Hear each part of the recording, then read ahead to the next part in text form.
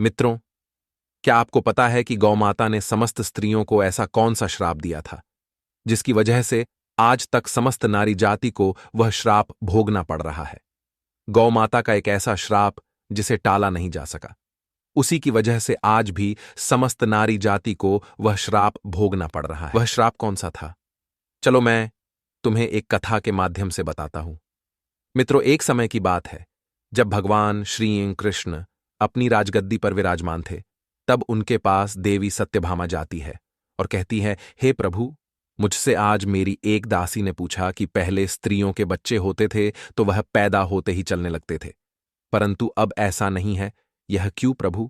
मुझे इस प्रश्न का उत्तर ज्ञात नहीं था, इसलिए मैं आपके पास आई हूं। कृपया मुझे इस प्रश्न का उत्तर बताए। तब श्री कृष्ण कहते हैं, हे सत्यभामा, तुम्हारा ये प्रश्न समस्त स्त्री जाति के लिए अत्यंत महत्वपूर्ण है। अगर तुम इस प्रश्न के उत्तर को जानना चाहती हो तो ठीक है, मैं तुम्हें एक कथा सुनाता हूं। तुमको इस कथा के माध्यम से पता चल जाएगा कि किस वजह से अब स्त्रियों का बच्चा पैदा होते ही चल नहीं पाता है। तब देवी सत्यभामा कहती हैं कि हे प्रभु, मैं इस कथा को पूरा सुनूंगी, कृपया आप कथा को सुनाइए। तब श्री कृष्ण कहते हैं कि हे सत्यभामा, एक नगर में एक रामू नामक व्यक्ति रहता था। रामू एक स्वार्थी व्यक्ति था। रामू के पास में एक गाय थी। वह गाय दूध देती थी और वह रामू उस गाय को हरा भरा चारा खिलाकर उसका दूध निकाल करके उस दूध का क्रय विक्रय किया करता था। श्री कृष्ण कहते हैं कि हे सत्यभामा, रामू गाय का दूध खुद भी पीता था, अपने परिवार वालों को भी पिलाता था। उस है के दूध की वजह से ही रामू अपने घर की दिनचर्या चलाता था। श्री कृष्ण कहते हैं कि हे सत्यभामा, धीरे धीरे रामू का समय इसी तरह से व्यतीत हो रहा था। कुछ दिनों बाद ही एक समय ऐसा आया कि जब रामू को गाय ने दूध देना बंद कर दिया। जैसे ही गाय ने दूध देना बंद कर दिया तो इधर रामू ने उस गाय को चारा भरा डालना बंद कर दिया। और एक दिन वह आ गया कि उस दिन रामू ने गाय को बहुत मारा पीटा और उस रामू ने उस गाय को घर से ले जाकर जंगल में छोड़ दिया। अब वह गाय बेचारी अकेली पड़ गई। बेचारी गाय अकेली जंगल में इधर उधर घूमती फिरती है और एक दिन जंगल में बने एक मंदिर के पास में पहुंचती है और भगवान से विनती करते हुए कहती है, हे भगवान, मैं आपसे यह वंदन करती हूं कि हे प्रभु, आपने हमें गाय की योनि में डालकर कितना गलत काम किया है। श्री कृष्ण कहते हैं कि हे सत्यभामा, वह गाय कहती है, देखिए, जो आपकी 84 लाख योनियों में सर्वश्रेष्ठ योनि मानव की है, वह कितना पाप और कितना दुष्कर्म करता है। वह गाय आगे कहती है, जब तक मैं दूध देती रही तब तक उस व्यक्ति ने मुझे अपने घर पर रखा। जैसे ही मैंने दूध देना बंद कर दिया उसके बाद में उसने मुझे चारा भी नहीं डाला। इतना ही नहीं, उसने तो मुझे घर से बाहर ही निकाल दिया। अब मैं इधर उधर भटक रही हूं।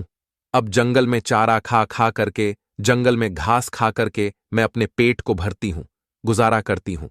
हे भगवान, आपने जो सर्वश्रेष्ठ योनि बनाई है प्रभु, यह तो कितनी स्वार्थी और लालची योनि है। श्री कृष्ण कहते हैं कि हे सत्यभामा, धीरे धीरे समय व्यतीत होता चला गया। गाय बेचारी दर बदर भटकती रही। जब भी कभी वह गाय रामू के द्वार पर आ जाती है तो अब रामू लाठी लेकर के उस गाय को जंगल की तरफ, खेतों की तरफ भगा करके आता है।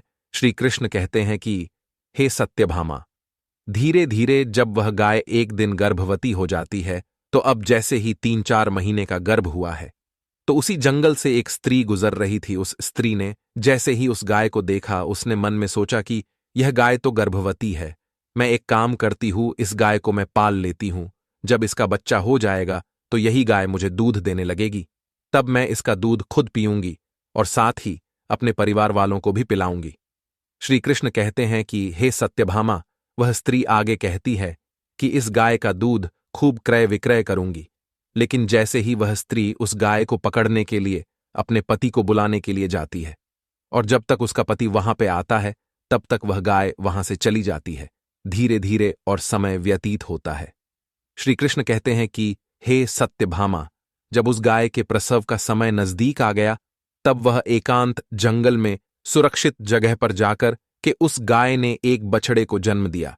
श्री कृष्ण कहते हैं कि हे सत्यभामा, प्रसव के कुछ समय बाद वही स्त्री उसी जंगल में घास काटने के लिए अपने खेतों पर गई हुई थी। जैसे ही उसने दूर से देखा कि एक गाय ने अपना बच्चा दिया हुआ है, तब वह उसके पास गई और उसने ध्यान से उस गाय को देखा तो बोली कि अरे मनुष्य ये के तो वही जीवन में गाय कितने है, इस महत्वपूर्ण गाय ने होते तो हैं। बछड़ा दे दिया। देखा चलो जाए तो अच्छा इन हुआ, भावों श्री के कृष्ण बिना कहते हैं कि हे मनुष्य एक सत्यभामा, यंत्र से वह अधिक स्त्री और कुछ सोचती भी है, नहीं। अब मैं इस गाय को पकड़ करके अपने तो घर पर यदि आप अवश्य इन ले भावों को जाऊंगी। अनुचित प्रकार से जैसे ही लें, वह स्त्री तो उस ये भी गाय के आपको पास से मनुष्य अपने नहीं पति रहने को देते। बुलाने के लिए जाने लगती है, तभी गाय यदि उसी बात समय करो उस स्त्री घृणा से की, कहती है, हे बहन, यदि आप आज किसी तुम व्यक्ति हमारे से घृणा ऊपर करते एक हैं तो परोपकार क्यों? कर दो। ये हमारा जो बच्चा है, व्यक्ति से ये घृणा पीछे की, पड़ा हुआ है, इसे उठाकर घृणा कि तुम कीजिए मेरी उनकी गर्दन के ऊपर आदतों रख से, दो। मैं अपने उन बच्चे को आदतों लेकर से के जिसने किसी उस व्यक्ति सुरक्षित को जगह बुरा पर बना चली दिया। जाऊंगी, क्योंकि यह मेरा बच्चा 8 क्योंकि महीने बाद आदतें चलने लायक हो पाएगा, 8 बदली भी महीने जा बाद सकती, अपने पैरों पर चलेगा। श्री कृष्ण इसलिए कहते हैं रूठो कि हे तो सत्यभामा, उनकी बातों ऐसा से, अभी है, ऐसा पहले नहीं उनसे था। नहीं, पहले गाय का बच्चा 8 क्योंकि महीने के बातें बाद ही अपने पैरों पर चलने बदली भी लायक जा हुआ सकती करता हैं। था। श्री कृष्ण कहते हैं कि भूलो हे तो सत्यभामा, उनकी लेकिन गलतियों जैसे को ही उस स्त्री ने गाय की उन्हीं बात सुनी तो वह बहुत जोर क्योंकि जोर से गलतियां हंसने लगी। सुधारी भी जा वह सकती कहने हैं। लगी, तुम्हारा बच्चा इतना गंदा है, इतनी प्रेम गंदगी करो में तो ये पड़ा उनकी है, आत्मा मैं से, तुम्हारे बच्चे उनकी को उठा भावों करके से, तुम्हारे कंधे पर क्यों रखूं? मैं तुम्हारे शरीर ऊपर से ये नहीं। परोपकार क्यों करूं? जैसे ही क्योंकि उस स्त्री शरीर ने उस नश्वर गाय है। का बहुत मजाक बनाया, उस समय गाय और बेचारी बोलो तो असहाय थी, कठोरता से वह नहीं, अपने बच्चे को उठा नहीं प्रेम सकती से। थी। श्री कृष्ण कहते हैं कि हे राधे सत्यभामा, राधे। उसी समय दुखी होकर के गाय ने श्राप दे दिया। उसने श्राप देते हुए कहा कि जाओ, आज तुम्हारा बच्चा जन्म लेने के बाद तुरंत चलने लगता है, लेकिन आज मैं श्राप देती हूं, तुम्हारा बच्चा जन्म लेने के 8 महीने बाद ही अपने पैरों पे चलने लायक होगा। और जो यह मेरा बच्चा आज चल नहीं पा रहा है, और यह आज के बाद पैदा होते ही बहुत जल्द अपने पैरों पर चलने लायक हो जाएगा। श्री कृष्ण कहते हैं कि हे सत्यभामा, इसी शराब के कारण स्त्रियों का बच्चा अपने पैरों पर पैदा होते ही नहीं चल पाता, क्योंकि गाय माता ने समस्त स्त्री जाति को श्राप दिया है। परंतु गाय माता का जो बच्चा होता है वह तुरंत चलने लायक हो जाता है। अब श्री कृष्ण आगे कहते हैं, हे देवी सत्यभामा, अब तो आपको पता ही चल गया होगा कि आखिर किस कारण से स्त्री का बच्चा पैदा होते ही नहीं चल पाता, और वह कौन सा श्राप है जो गाय ने स्त्री को दिया था। तब देवी सत्यभामा कहते हैं कि हे प्रभु, अब मुझे मेरे प्रश्न का उत्तर मिल गया है। इस प्रश्न का उत्तर बताने के लिए आपका कोटि कोटि धन्यवाद। मित्रों, कहा जाता है कि सतयुग में जिस समय सुखदेव जी पैदा हुए थे, तो सुखदेव पैदा होने के तुरंत बाद ही अपने पैरों पर चलने लगे थे, और वेद व्यास भी जन्म लेने के तुरंत ही बाद अपने पैरों पर चलने लगे थे। ये बात सतयुग की थी, लेकिन कलयुग में ऐसा नहीं है, क्योंकि गाय ने समस्त स्त्री जाति को श्राप दे दिया था। उसी दिन से समस्त स्त्रियों के जो बच्चे पैदा होते ही चलने लग जाते थे, उनकी प्रक्रिया वहीं पर रुक गई। गाय के श्राप के कारण ही स्त्री का बच्चा 8 महीने बाद ही बच्चे चलने लायक, अपने पैरों पर खड़े होने लायक बन पाता है, और गाय का बच्चा उसी दिन से अपने पैरों पर चलने लायक हो जाता है। इसीलिए किसी की आत्मा को कष्ट नहीं देना चाहिए, और यही सनातन धर्म का सबसे बड़ा धर्म है।